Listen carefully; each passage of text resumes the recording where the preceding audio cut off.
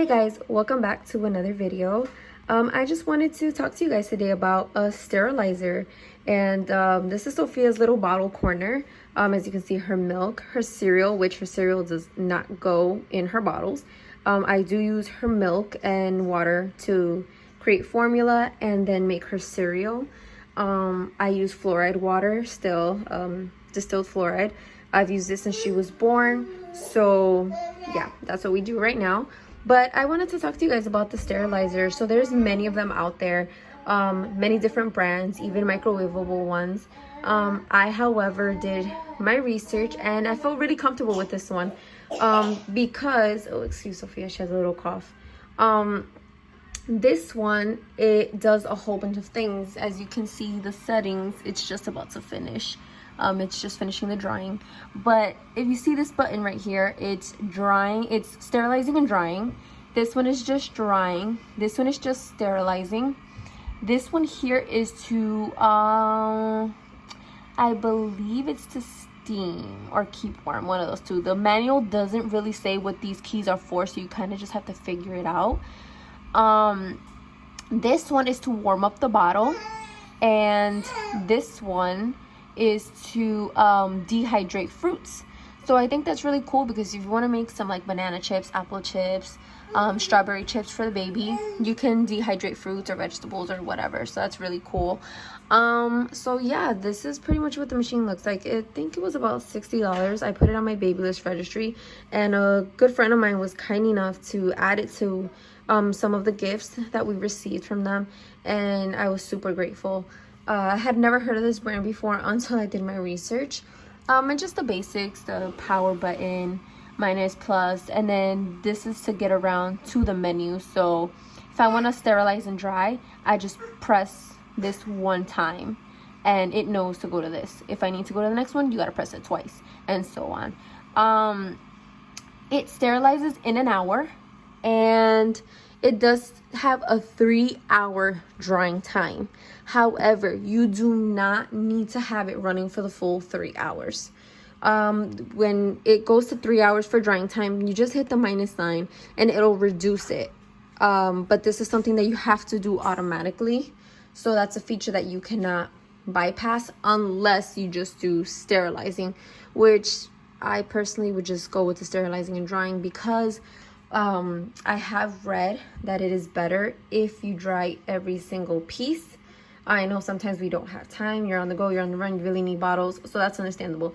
Once in a while, I don't think it's a big deal. However, if you do this very quite often, I'm not too sure about that, but I just feel safer with everything dry and stuff like that. But there's only 2 seconds left on this, so I'm just gonna go ahead and turn it off because it's been drying for a little while. It already sterilized. So I just want to show you guys the inside and what it looks like. So as you can see, it has like the topper. It tells you where it lets steam out. We leave it on this side because my kitchen faces outwards, like it's open that way, so it's better for us. And this is pretty much how I set up her bottles. 8 bottles fit in here. This is the top drying, like the top rack to put everything. And I don't think Sophia likes me doing videos because every time I make a video, she gets antsy. She was just fine. So this is pretty much how it goes. See, I still have space for an extra bottle, but you know, even and man bottles, they take up space too. So I like to put the little ones. These are the 4-ounce ones, 5-ounce, I'm sorry, 4 and 5. I like to put them in the front because if you can see, let me see if I find it, these get in the way. So I just like to leave the bigger bottles for the end. And what's really cool about this is that this comes out, see, just like that. I personally like to have them, as you can see, I love being neat. So it just makes me feel better. But yeah, and then this comes apart. That's where the water goes in order to sanitize.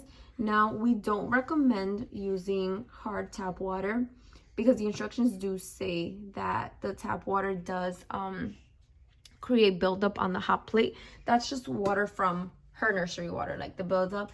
I soak this at least once a week with a little bit of vinegar, and the plate comes out completely clean, like sparkling brand new clean. Because of the harsh chemicals in regular water, it tends to damage faster. So I've had it since, like I said, since way before she was born. I sterilized bottles before she was born, so I've had this for almost 9 months now. Sophia, it is a little big. It does take up space, but to be honest with you, like that's why I have a corner for this. The filter is right there, and as you can see, it's 3 parts. If you just wanted to, like, hold on, let me show you this. If you wanted to dehydrate something, or like dry, or not dry, warm up a bottle, let's just pretend none of this is there. You would just put this on top. Let me just show you guys. I just couldn't do it because of these attachments. Okay. You just put it. She's fighting with her toys, guys. It's always something with her toys. See? That's how it goes. And then you just put the lid on top. Everything's in the way, so you get the idea. But that's how you can dehydrate stuff. So I thought that was pretty cool. And yeah, that's pretty much it for the sterilizer. I mean, it's really good. I highly recommend it.